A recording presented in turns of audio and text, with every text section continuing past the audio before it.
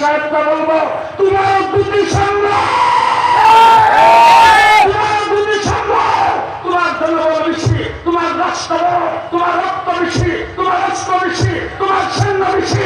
আমার দেশটাকে যদি দখল করে ফেলবে, দেশের স্বাধীনতাকে নস্বাত করে ফেলবে, তুমি আমাদের দিকে রক্ত রক্ত দেখাও, তোমার শক্তি দেখার কারণ আমাদের নাই। আমরা বদরের সৈনিকের উত্তর শরীর, আমরা অবুদের সৈনিকদের উত্তর শরীর, আমরা খালিদ বিন ওয়ালিদের উত্তর শরীর। তোমার কি শক্তি আছে সেটা দেখার সময় আমার আছে? কথা আসতে বলেন কেন?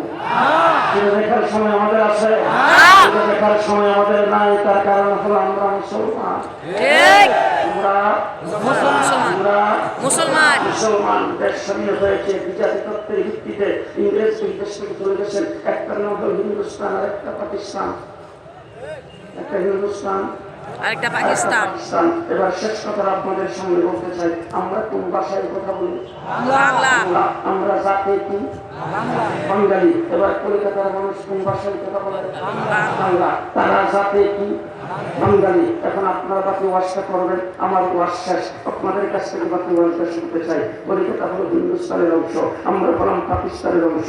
একই বাঙালি, একই বাংলা ভাষাভাষী, একই বাংলা ভাষায় কথা বলি। তারাও বাঙালি, আমরাও বাঙালি। তসলিম তিনি বলছিল এপারা বাংলা ওপারা বাংলা, এর উপরের তারাও বাংলা, এই পারের তারাও বাংলা, তারাও বাঙালি, আমরাও বাঙালি, আমরাও বাংলা ভাষায় কথা বলি, তারাও বাংলা ভাষায় কথা বলে। কলকাতা কেন হিন্দুস্তান আর আমরা কেন পাকিস্তান? এই প্রশ্নের উত্তর দিবেন। আমি বিদায়।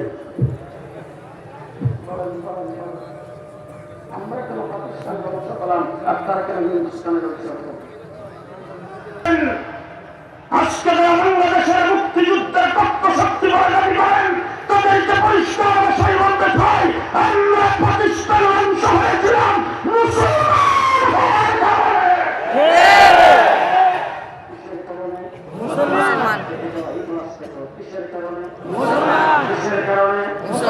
মুসলমান হওয়ার কারণে। এবার জিজ্ঞেস করতে চাই, 1971 সনে পশ্চিম পাকিস্তানের যখন আমাদের বিরুদ্ধে ষড়যন্ত্র শুরু করেছেন, আমাদের অধিকারের উপর হস্তক্ষেপ করেছেন, আমাদের উপর যখন নির্যাতন করতে শুরু করে দিয়েছেন, আমরা যখন মুসলিম হয়েছি তখন মুসলিমেরা জালিমদের বিরুদ্ধে অস্ত্র করে যুদ্ধ করেছি মাত্র 9 মাস।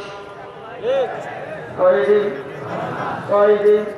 9 মাসে যুদ্ধ করে আমরা দেশ স্বাধীন করেছি। এবার আরেকটা প্রশ্নের জবাব দিলেন, কাশ্মীর স্বাধীনতা যুদ্ধ করে কয়দিন?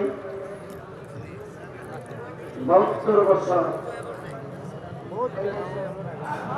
কাশ্মীর স্বাধীনতা যুদ্ধ করতেছে হিন্দুস্তানের অংশ, 72 বছর। আজ পর্যন্ত স্বাধীনতা অর্জন করতে পারে নাই। আসামের দিকে তাকায় দেখেন, 40 বছর স্বাধীনতা যুদ্ধ করতেছে, আজ পর্যন্ত স্বাধীনতা অর্জন করতে পারে নাই। তারা তাকায় দেখেন ত্রিপুরার থেকে 40 বছর স্বাধীনতা যুদ্ধ করতে, আজ পর্যন্ত স্বাধীনতা অর্জন করতে পারে নাই। আজকে তারা মুক্তিযুদ্ধের পক্ষ শক্তি করে, আজকে তারা বাংলাদেশ থেকে গত 15 বছর পর্যন্ত শুধুমাত্র মুক্তিযুদ্ধের দোহাই দিয়ে তোমরা যারা শোষণ করেছ, তাদেরকে পরিষ্কার ভাষায় বলতে চাই, আমরা যদি হিন্দুস্তানের অংশ হতাম, আমরা 70 বছর যুদ্ধ করে স্বাধীনতা অর্জন করতে পারতাম না।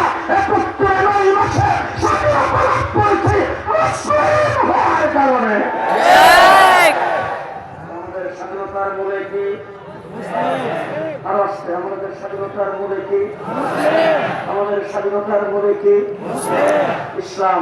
এখন ইসলাম থেকে কতদিন রাখবেন? জি, কতদিন রাখবেন? জি, পরিষ্কার ভাষায় বলতে চাই, বাংলাদেশের স্বাধীনতা থাকলে ইসলাম থাকবে, ইসলাম থাকলে স্বাধীনতা থাকবে। দুইটা একইটার মনে থাকবে তো? স্বাধীনতা থাকলে ইসলাম থাকবে। স্বাধীনতা আছে বলে আজকের আমার পরিষদ, স্বাধীনতা আছে বলে আজকের এত বড় মাহফিল। কথা কয় না? 15 বছর পরাধীন ছিলাম, কোন স্টেট আমাদের জন্য নিরাপদ ছিল না, নিরাপদ ছিল না, কোন মসজিদের খতিবের লিঙ্গর নিরাপদ ছিল না। ঠিক না বেশি? স্বাধীনতা ইসলাম থাকবে, ইসলাম থাকলে স্বাধীনতা থাকবে। বাংলাদেশের স্বাধীনতার উপর কেউ আক্রমণ করে, যদি আমার ইসলামের উপরে যদি কোনো ব্যক্তি আক্রমণ করে, তাইলে আজকে আমি আপনাদের কাছে শুনতে চাই, 2 হাত উঁচু করে বলবেন, মুখ টান করে তারা একটু বলতে পারবেন যে আল্লাহ তাআলা দেব, ইসলাম দেব না।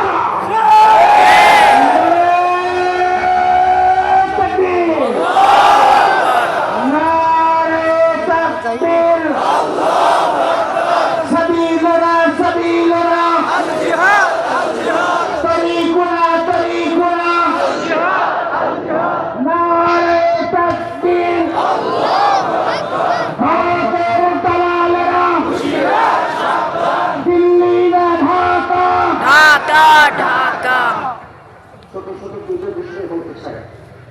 এক নম্বর বিষয়, স্টেজে আসার পরে শুনলাম নবীর পরে নবী নাই, সংসদে আইন চাই।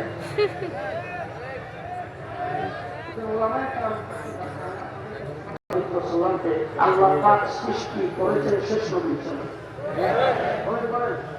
আমার নবীকে আল্লাহ সৃষ্টি করেছেন শেষ নবী হিসাবে। মুহাম্মদুর রাসূলুল্লাহ সাল্লাল্লাহু আলাইহি ওয়াসাল্লামকে আল্লাহ তাবারক ওয়া তাআলা শেষ নবী হিসাবে সৃষ্টি করেছেন। ওয়াইজ আকাদাল্লাহু মিসাকান নাবিয়্যিন লামা আতাইতুকুম মিন কিতাবিন ওয়া হিকমা মিন কিতাবিন ওয়া হিকমা লামা আতাইতুকুম মিন কিতাবিন ওয়া হিকমা। এরপর আল্লাহ পাক বলেছেন যে কি বলেছেন, সুম্মা জাআকুম রাসূল, সুম্মা জাআকুম রাসূল, সুম্মা ফাতরিবুন, সুম্মা ফাতরিবুন, সুম্মা জাআকুম রাসূল।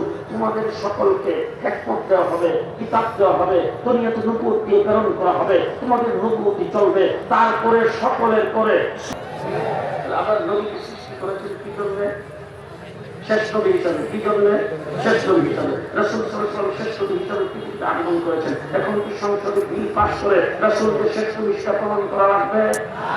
কি এই স্লোগানটা আমি অন্তত সমর্থন করি না। নবীর পরে নবী এই সংসদে আইন চাই, সেই স্লোগান হতে পারে না। আমাদের স্লোগান হবে একটা, আমার নবী মুহাম্মদুর রাসূলুল্লাহ সাল্লাল্লাহু আলাইহি ওয়াসাল্লামের পরে কোন ব্যক্তি যদি নবী দাবি করে সেই ব্যক্তি কাফের, তাকে যদি কেউ সমর্থন করে সেও কাফের। আর সমর্থিত ব্যক্তিদেরকে যদি কেউ কাফের মনে না করে সেই ব্যক্তি কাফের। আমার বাংলাদেশের পক্ষে বসে কাদিয়ানীদের পক্ষে যদি কেউ দাবি করে সেই ব্যক্তি কাফের। পরিষ্কার ভাষায় বলতে চাই, সংসদের মধ্যে যদি কাদিয়ানীদের পক্ষে কোনো ব্যক্তি দাবি করে সেই ব্যক্তি কাফের। বক্সিবাজার জায়গা কাদিয়ানীদের সংযুক্ত ৭১ যদি কোনো এমপি মন্ত্রী সমর্থন করে সেই ব্যক্তি কাফের। তাদেরকে কেউ যদি কাফের মনে না করে বিরাট দলিলে কাফের।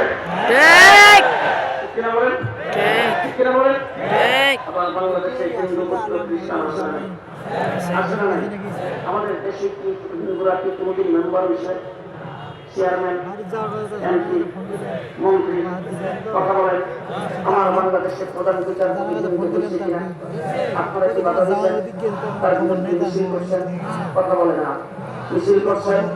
আমার দেশের হিন্দু পুলিশ অফিসার, আমার দেশের পুত্র আর্মি অফিসার, আমার দেশের হিন্দু পুত্র খ্রিস্টান শিক্ষাগত দীক্ষা অর্জন করে বিসিএস ক্যাডার হয়ে, ডক্টর হয়ে, বিভিন্ন রকম কর্মকর্তা হতে পারে, সচিব হতে পারে, প্রধান বিচারপতি হতে পারে। আমরা কোনো আপত্তি করি না। ব্যবসা বাণিজ্যে, বাজারে বন্দরে, সব জায়গায় আমরা একসাথে সহ অবস্থান করে তাদের সাথে চলতেছি। আমরা তাদের কোনো কার্যক্রমে বাধা দেয় না। বরঞ্চ যখন শেখ হাসিনা পদত্যাগ করে বাংলাদেশ থেকে ভারতে ভেঙে গেছে, সেই দেশে তাই সর্বপ্রথম ত্রাণ কার্তা প্রেরণ করেছেন। সংখ্যালঘুদের নির্যাতন হচ্ছে, আমাদের ২৪ ঘন্টার নোটিশে অল বাংলাদেশের কওমি মাদ্রাসার ছাত্ররা সংখ্যালঘুদের বাড়িঘর, তাদের স্থাপনা, তাদের মন্দির আমরা পাহারা দিয়েছি। গত কিছুদিন আগে তাদের পূজা গেছে, আমরা সমস্ত পূজা মণ্ডপগুলি পরিদর্শন করে পাহারা দিয়ে তাদেরকে পূজা করার ব্যবস্থা করে দিয়েছি। শুধু তাই নয়, আমার একজন আইনজীবীকে আদালত পাড়ায় সবাই করে হত্যা করেছে। পরিষ্কার ভাষায় বলছি, যদি আমরা সহিংস হতাম,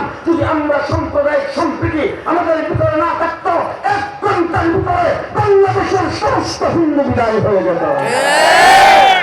আমার বাংলাদেশের হিন্দু